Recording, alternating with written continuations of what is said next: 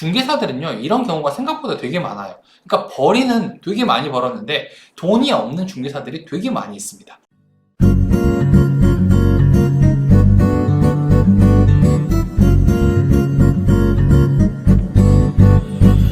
요번에 제가 알려드릴 거는 일잘러 중개사의 매출 장부라는 주제로 제가 좀 잡아봤습니다. 제가 실제로 사용하는 매출 장부이기도 한데요. 이게 뭐냐면은 부동산을 운영하게 되면은 수입이 들어오는 날이 좀 제각각인 경우가 되게 많이 있습니다. 왜냐하면 다른 사람들은 매달 월급이 들어옵니다. 물건을 파는 사업자들도요, 한 3, 4일, 2, 3일, 그리고 4, 5일 정도면요, 카드들도 정산을 해준단 말이에요. 그러니까 대개는 월말 정도 되면은 내가 한 달에 얼마를 벌었는지 어떻게 됐는지를 정확하게 알게 돼요. 근데 부동산은 좀 다릅니다. 내가 이번 달에 계약서를 썼다고 해서 바로 수입이 되는 게 아니라 한 2달 뒤에 들어오는 경우도 있고, 심한 경우는 한 6개월 정도 뒤에 들어오는 경우도 있기 때문에 이 기준을 잡아야 돼요. 이게 안 되면은 어떤 일이 생기냐면요, 내가 계약은 했어요. 근데 언젠간 돈이 들어올 건데 돈이 아직 안 들어왔는데 먼저 쓰는 경우가 되게 많이 있습니다. 사무실을 계약을 할 때 제가 한 1억에 한 1,000만 원 정도에 되는 사무실을 한 썼다라고 해볼게요. 자, 사무실인데 1억에 1,000만 원 정도.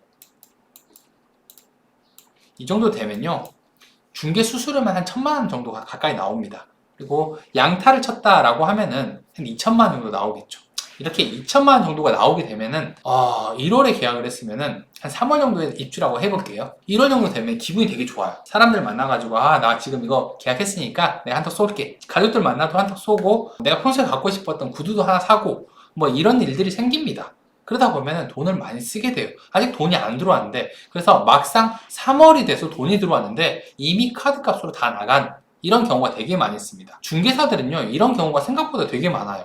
그러니까 벌이는 되게 많이 벌었는데 돈이 없는 중개사들이 되게 많이 있습니다. 몇 천만 원 정산 받고 카드값 내고 나면은 빵원. 그리고 혹은 내가 한 달에 얼마 정도를 벌고 있는지도 제대로 계산을 못하는 중개사도 많아요. 제가 아까 얘기했잖아요. 계약을 한 날과 정산을 하는 날이 다르기 때문에 입주하는 날에 돈을 주게 되면은 계약을 했다 하더라도 실제로 돈이 안 들어왔고, 그리고 계약을 하는 날 같이 돈이 들어오면은 이것만 계산을 하면 되는데, 계약일을 기준으로 할 것인지 입주일을 기준으로 할 건지 이거를 정해놓지 않으면은 이것도 소득을 계산하기가 되게 어렵다는 거죠. 그래서 저는 이 기준을 어떻게 정했냐면은 그냥 돈 받은 날 기준으로 장부를 쓰는 거죠.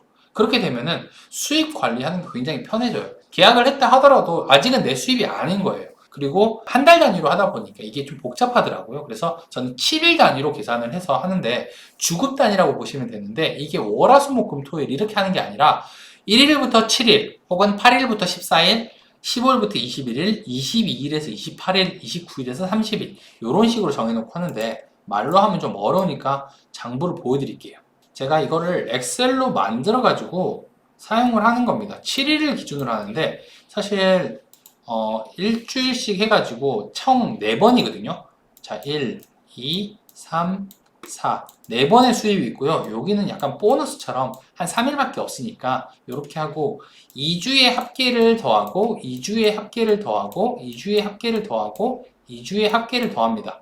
그리고 마지막에 얘네들을 합쳐가지고 2주의 합계도 더하고 합쳐서 여기에 매출을 적는 거죠. 이렇게 되면 한눈에 볼 수 있고도 편해요.